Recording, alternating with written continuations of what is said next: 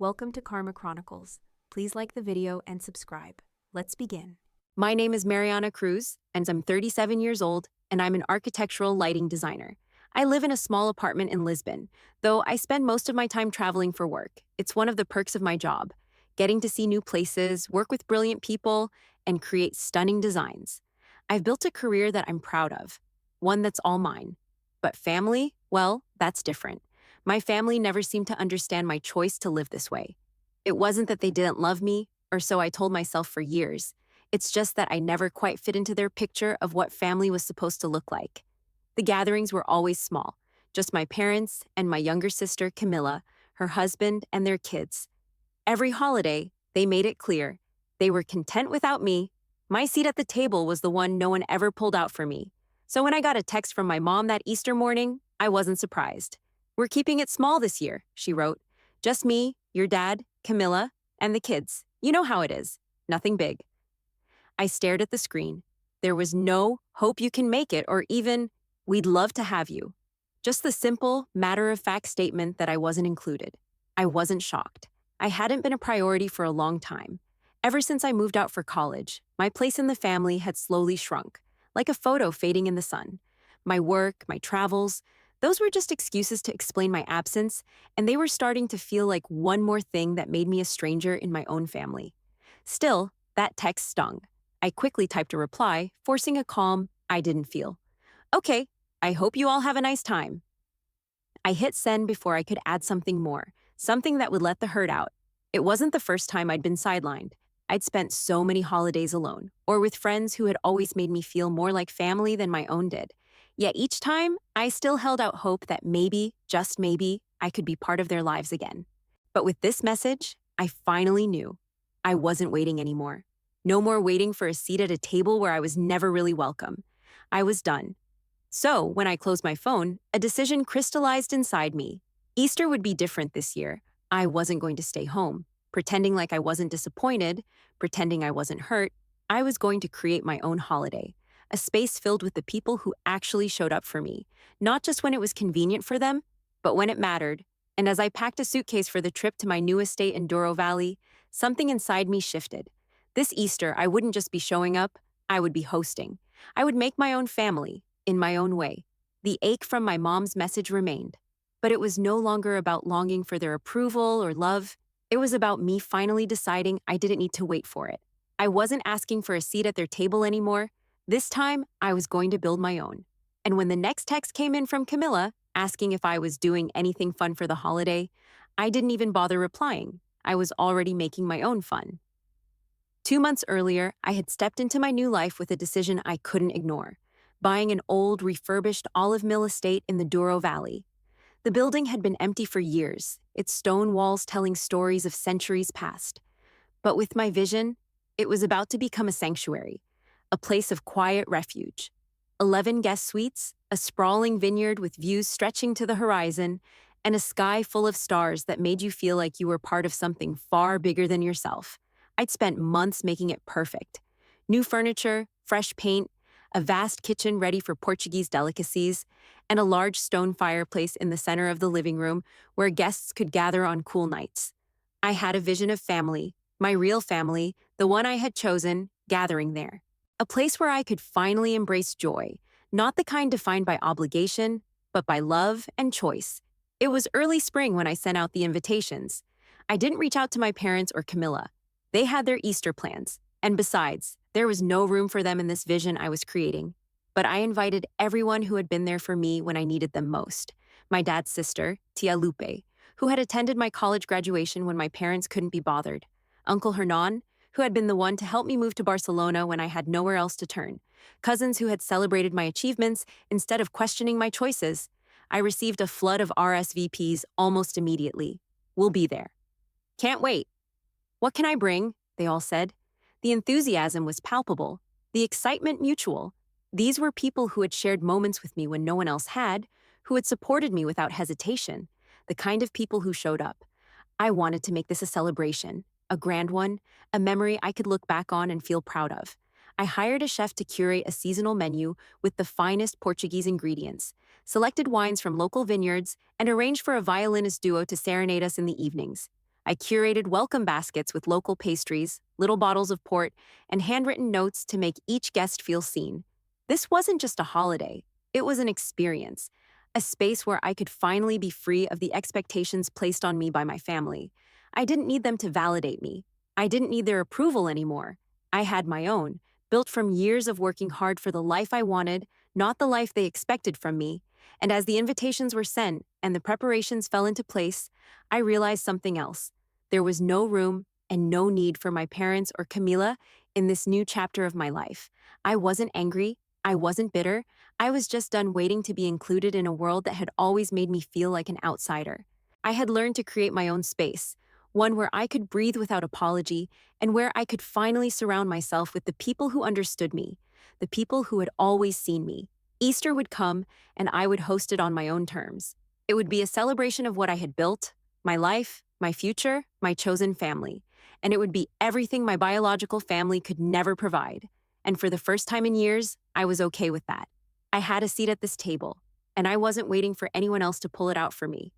The week before Easter arrived, I was at my desk, sorting through emails, when my phone rang. The name on the screen made me pause. It was my mother. I hadn't heard from her since that brief, dismissive text, and something about the timing made my stomach churn. I debated letting it go to voicemail, but I answered. Hello? My voice sounded sharper than I'd intended. Mariana, darling, how are you? My mother's voice was sweet, almost syrupy, a tone she reserved for when she was about to drop something unexpected on me. I'm good. Busy but good. What's up? I forced myself to sound casual, even though I could already feel her attempt to ease into the conversation. I just wanted to check in, she began, and I heard the slight sigh in her voice, the kind that signaled a guilt trip was coming. You know, we've been talking, and your father and I were wondering, will you be working through Easter? I bit the inside of my cheek. I already knew where this was going. Actually, no, I said. I'm spending it in Douro Valley. I'm hosting. There was a pause on the other end, and I could almost hear her surprise. It wasn't what she'd expected. She was probably imagining me sitting alone in my apartment, resigned to my distant position in the family. Hosting? She repeated, her voice edging with skepticism. But don't you want to come home? It's just going to be a small thing this year. You know how anxious your father gets around noise? The kids running around? It's always more relaxed when it's just the immediate family. I let her words hang in the air for a moment. I could hear the careful manipulation, the same tone I had grown so used to, as if she expected me to backtrack, to apologize, to feel guilty for making other plans. But I wasn't the same person who would bend for them anymore. I understand, I said calmly, but I won't be alone. I have my extended family coming. There it was. I didn't need to go into details. I didn't need to explain how full my guest list was, or how this wasn't just about creating a holiday for myself, but about celebrating with people who actually wanted to be there. My mother's silence stretched. She assumed I'd be alone, working, just like before. She assumed I needed her approval to make my own decisions. Well, I guess that's fine, she said finally, her tone stiff with something I couldn't quite place. I just wanted to make sure you weren't lonely. No, I replied simply, not bothering to elaborate. I ended the call quickly, not out of anger, but out of relief. My mother's dismissiveness, her attempts to subtly guilt-trip me, her underestimation of what I had built, it was all just noise now. She didn't know it yet, but I was done listening to it. As I hung up, the weight that had settled in my chest since that morning when I'd gotten her message lifted. This was my life, and for the first time, I was in control of it. Minutes later, Tia Lupe arrived early. I had planned to meet her at the estate to prepare for the arrival of the others, but she had insisted on coming ahead of time to help me settle in. When she stepped out of the car, her face lit up as she took in the beauty of the estate. Her eyes widened as she stepped inside, gazing at the vaulted ceilings, the large stone fireplace, and the panoramic views of the vineyard stretching beyond the property. Mariana, this is beautiful, she murmured, her voice thick with admiration. They really don't know what they're missing, do they? I smiled, the weight of everything that had happened suddenly feeling lighter. They don't, I said simply, as I guided her through the house, showing her the final touches I had made, fresh linens on the beds, the elegant table settings for our Easter brunch. Something shifted inside me. I realized that this wasn't just about proving something to my family anymore. It was about finding joy, independence, and belonging on my own terms. This Easter, I would be surrounded by people who actually saw me, who didn't require me to prove my worth, people who were here because they wanted to be, and it was all happening, right here, in this space I had created. I looked around, and for the first time in years, I wasn't questioning my place in the world. I knew exactly where I stood. I had claimed this space, and it was mine. Tia Lupe chuckled softly, her arms outstretched as she took in the full view of the living room. Mariana, she said, her eyes warm with understanding, you've built something extraordinary here. Thank you, I said, my voice steady. I think they'll realize that eventually. She smiled, her hand resting on my shoulder. I'm proud of you. And in that moment, I knew she was proud of me for more than just the estate. She was proud of the woman I had become, the one who no longer waited for anyone else to define her worth. The days leading up to Easter were filled with laughter, movement, and excitement. My estate, once a quiet, forgotten olive mill, was now alive with the hum of activity. Tia Lupe arrived early to help with the preparations. Her eyes widened as she took in the beauty of the place, the sprawling vineyard, the old stone walls that now felt warm and welcoming, and the open space I had transformed into something uniquely mine. The first of my cousins arrived the day before Easter, all of them eager to see the place, and even more excited to escape the pressures of their daily lives. As we toured the estate, their faces lit up with appreciation, something I hadn't seen in a long time. Laughter echoed through the house as we all took in the sprawling grounds, and I found myself surrounded by people who truly wanted to be here. It felt like the beginning of something beautiful, something I had been craving for years, but never dared to hope for. My guests were the people who had stood by me through thick and thin, the ones who had never asked for anything in return, the ones who were finally here because they wanted to be. There was no judgment, no pretense. It was just joy. I arranged a wine tasting with a local winemaker to introduce everyone to the region's best selections, and we all gathered by the outdoor fireplace, the late afternoon sun casting a golden hue across the patio. Tia Lupe and my cousins shared stories from years ago, stories I'd long forgotten. There was something so incredibly grounding about it. They talked about the places they had traveled, their own struggles and triumphs, and we laughed until our sides hurt. The next day, as I was overseeing the final touches for the Easter Sunday brunch, the aroma of freshly baked bread filled the air. I had arranged for a local artisan to host a pottery class in the garden, a unique way for everyone to unwind and bond over creativity. The kids, of course, had their own agenda, chasing each other through the citrus grove with their flower crowns in full bloom, their laughter ringing out through the air like a melody. In the evenings, we gathered under a wisteria-covered pergola, the soft music from the violin duo blending with the clink of glasses and the sound of happy conversation. I had hired a photographer to capture candid moments, moments of joy that would live on far beyond the weekend. They snapped photos of the children as they ran through the grove, of my cousins as they passed around plates of food, of Tia Lupe raising a glass in a toast to the ones who had never stopped showing up. I was surrounded by love in a way I had never experienced at family gatherings before. This was not a forced celebration. It was something organic, something real. This time, I didn't feel like the outsider. This time, I was in my element, comfortable in my own skin, surrounded by people who genuinely made me feel seen. As the evening wore on, and the sun dipped below the horizon, the conversations flowed easily. No one looked at me with judgment. No one tried to tell me what I should be doing or how I should be living. I was no longer the person who always had to prove herself. For once, I wasn't just the one who showed up. I was the one creating this space, building something that would mean something to all of us. Later, I stood outside alone for a moment, looking up at the stars as they began to twinkle in the night sky. I took a deep breath, the air crisp and fresh, and let the silence of the moment settle around me. For once, I didn't feel like I was trying to earn my place. I had claimed this space, not just the estate, but the life I was building around it. I was at peace, and as I rejoined my family, ready for another round of stories and laughter, I realized something that struck me deeply. I didn't need anyone else to define me.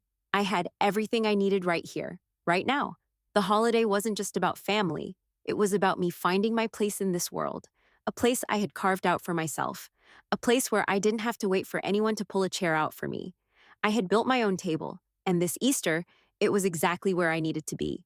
Easter morning arrived like a promise fulfilled, the garden glowing with the soft light of mid-spring. The air smelled of saffron bread and roasted lamb.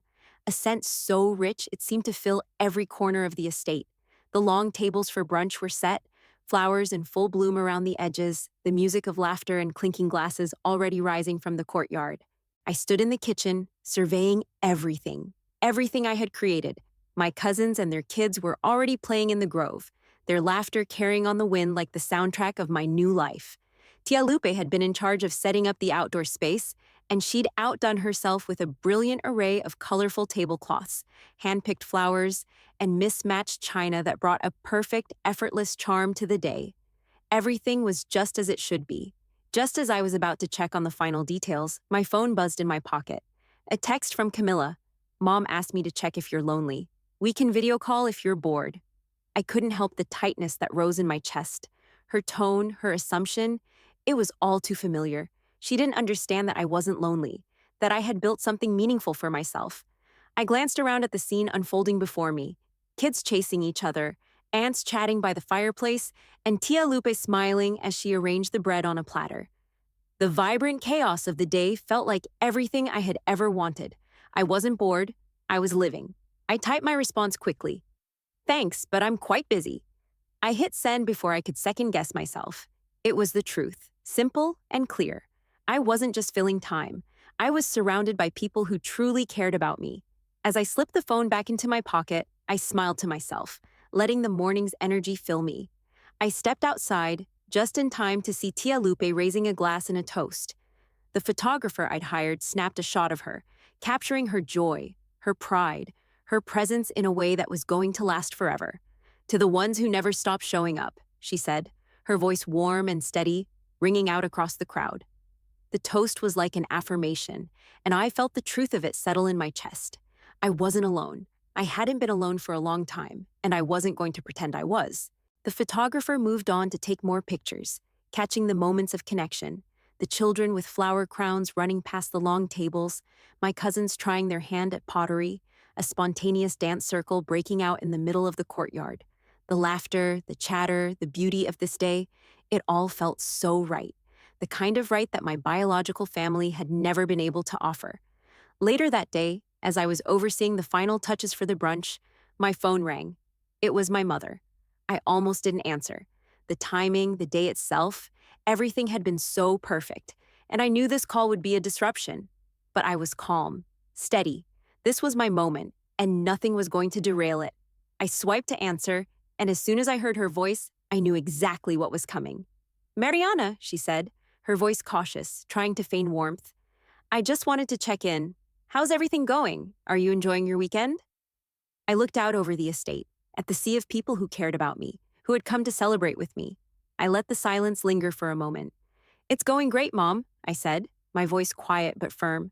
I'm hosting over 20 relatives here. It's been a wonderful weekend so far. There was a long silence on the other end of the line.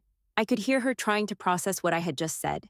She had assumed I'd be alone, working. She had expected me to be forgotten, just as I had been for so many years. 20?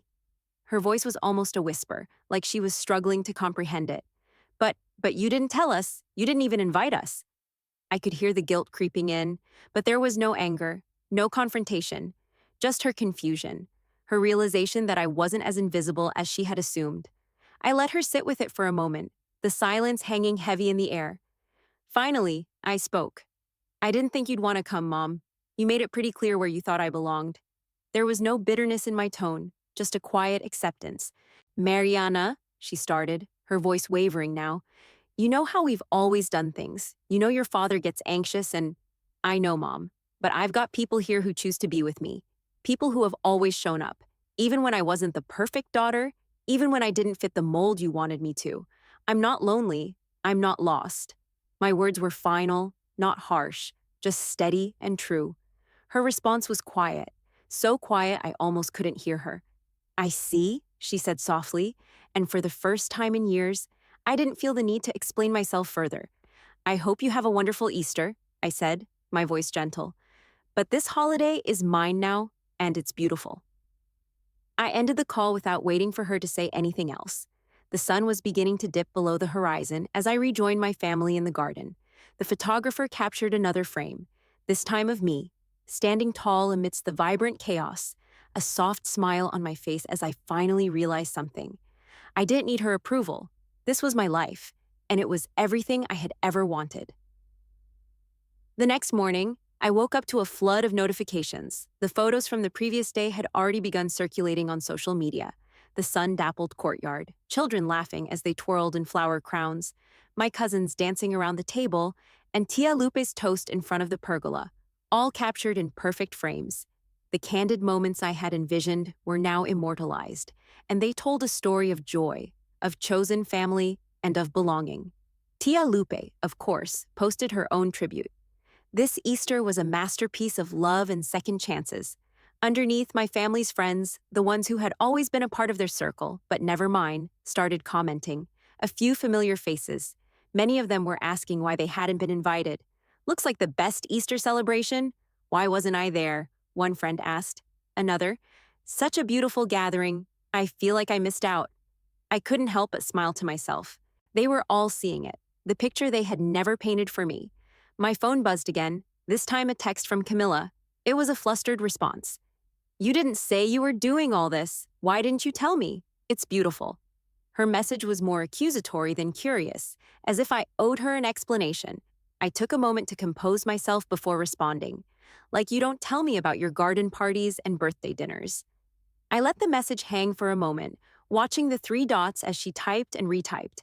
A few seconds later, another message came through, terse and clipped. "You're being ridiculous. This is family." Family. The word stung, but I wasn't going to let it throw me off. It was ironic, considering how little they'd made me feel like part of the family for years. As I sat there letting the day unfold, I couldn't help but think about the long years I had spent feeling excluded, wondering why they never saw me as enough. But this Easter, this was mine, and no one could take it from me. Later that day, another call came in, this time from one of my mother's friends. The conversation was brief and awkward. "Why weren't we invited, Mariana?" she asked, her tone light, but with an undercurrent of discomfort. "We always considered you family." I thanked her for her kind words, then redirected the conversation with a polite, "It was a small, private gathering, but thank you for asking." And then, the final round of fallout. Camilla called again, but this time the tone was sharper. "Mariana, why didn't you just tell us about all of this?" Her voice was strained, clearly upset. "This is too much. You didn't even mention anything, and now we're all left out. It's not fair." I leaned back in my chair, taking a slow breath before responding. "I didn't think you'd want to come," I said evenly. "I think you've made it clear where I belong in your world." I could hear her pause, her anger simmering underneath her words. "You can't just shut us out like this, Mariana. You're being petty." Petty. A small word, but it hit its mark. I'd heard it before, many times over the years, whenever I did something they didn't approve of, whenever I dared to carve out a space for myself. "I'm not being petty," I replied, my voice calm but firm. "I'm finally choosing where I belong, and it's not in a place where I'm not seen, where I'm not valued." Another pause, then, "I don't know what to say to that." "You don't have to say anything," I said, my heart steady. "Just know that this is my choice, and I'm not looking back."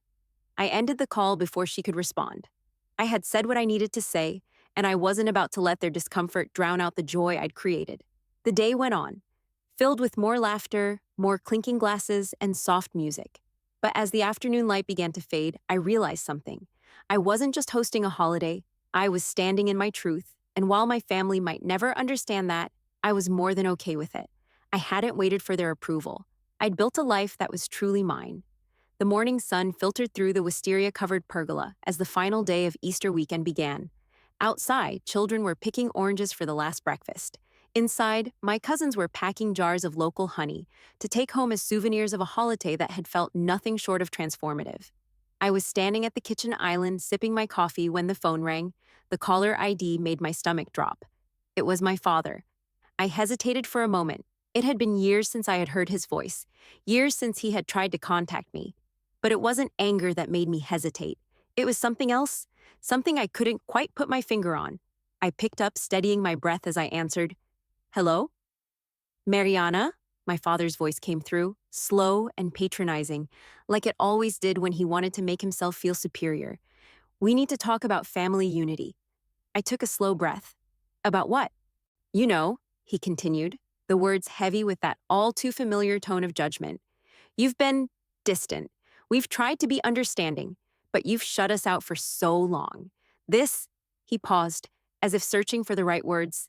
This holiday, it's causing a rift. It's not what family does. You're hurting us, Mariana. I didn't respond right away. For a moment, I let his words sit between us. Years of small, dismissive remarks from him, the constant undermining of my choices, my life, they all came rushing back in a flood. I realized, once again, that this was the same man who had always assumed I would quietly fade into the background, waiting for scraps of attention. Family unity, huh?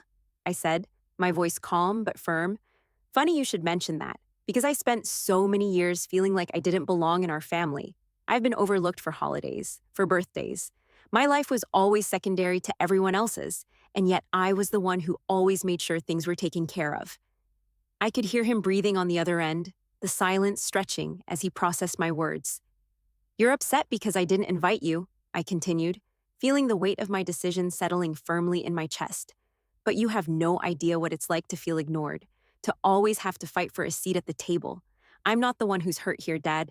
You and Mom always made sure I knew my place. Mariana, he said, his tone faltering for the first time. You know how things are. It's just what, Dad? I cut him off, no longer willing to let him make excuses. Just that my life didn't fit into the box you wanted me to be in, that it wasn't as perfect as Camilla's, or as convenient as you'd hoped. You taught me to shrink myself, to keep quiet, to keep taking it. But not anymore. You want unity? You want peace? Then you need to understand that I'm not the one who's been tearing this family apart. I'm just the one who finally stood up for myself. There was another pause. His words weren't the same ones I'd heard growing up, full of authority and finality. Now they were laced with regret. I never meant to make you feel like that. You know that, don't you? I closed my eyes, the sting of his apology making my throat tight. This was the same man who never apologized before. But the truth was, the apology didn't matter anymore. It was too little, too late. I had built something far richer than I'd ever hoped for, and no apology could take that from me. Now you know what that feels like, I said softly, the weight of it landing between us. His silence lingered, a sign that my words had hit home. I took a deep breath, my shoulders relaxing. I'm sorry, Mariana, he finally muttered, a slight edge of defeat in his voice. I didn't mean for it to be this way. I don't know how to fix it. I felt a flicker of something in me, a sadness perhaps for what we could have been, for what we never were. But it didn't hurt like it once did. I had done the work of healing long before this moment. You don't need to fix it, Dad, I said, my voice firm but gentle. Just know that I'm happy now. I'm not angry. I've built something here, something real, and it's enough. More than enough. There was a final silence, then, I hope you'll come back to us, Mariana. I didn't answer him immediately. For a long moment, I stood there listening to the sounds of the estate around me, the laughter, the chatter, the clinking of glasses, and I knew deep down that this was where I truly belonged. I didn't need to go back to them. I was already home. I'm already where I'm meant to be, I said softly, and I'm not looking back. I ended the call gently, my heart steady and calm. I wasn't bitter. I wasn't angry. I was free. Free from the expectations, free from the hurts of the past, and free to live my life on my own terms. I rejoined my family outside, stepping into the warmth of the morning sun, knowing that this was where I was supposed to be, surrounded by people who loved me, who showed up for me, and who valued me. And for the first time in my life, I didn't need to explain myself to anyone. The weekend came to a gentle close, the laughter of my guests still echoing in the air as they began to pack their bags. The warmth of their presence lingered, leaving behind a sense of fulfillment I hadn't realized I needed. The estate, once an abandoned olive mill, had transformed into the heart of a celebration, one I had created entirely on my own terms. Tia Lupe, her eyes bright with gratitude, hugged me tightly as she prepared to leave. They'll want to be invited for Christmas, she murmured, her voice full of knowing. I smiled and nodded, a quiet sense of power rising within me. Already booked the Amalfi Villa for New Year's. Her eyes twinkled with pride. That's my girl. As my guests filed out, each one teary-eyed and grateful, I couldn't help but feel a deep sense of peace. I had done it. Created something for myself, without apology or compromise. For once, I wasn't second-guessing my place. I belonged here. This was where I was meant to be. Later that evening, as the sun dipped below the horizon and the vineyard settled into the cool quiet of night, I received a message from my mother. I already knew what it would say. Sweetheart, I've been thinking about Christmas plans. Perhaps we can make things right this year. I stared at the message for a long time, a smile playing on my lips. It was the same old song, a plea for reconciliation, a return to what they wanted me to be. But I wasn't that person anymore. I wasn't going to be pulled back into their world, not without understanding what I had built here, without fully realizing my worth. I didn't respond. Instead, I opened the window and gazed out at the vineyard in the moonlight. The estate, now a home in every sense, stretched before me. The air was crisp, and for the first time in years, I felt truly free. I poured a final glass of wine and raised it to the night, to the new life I was creating for myself. To elevation, I whispered quietly to the stars, no longer tethered to the weight of old expectations. I was ready for what came next. I had reclaimed my space in this world, surrounded by the people who had chosen me. My old family, they could watch from the outside. I had already found my place, and it was more than enough.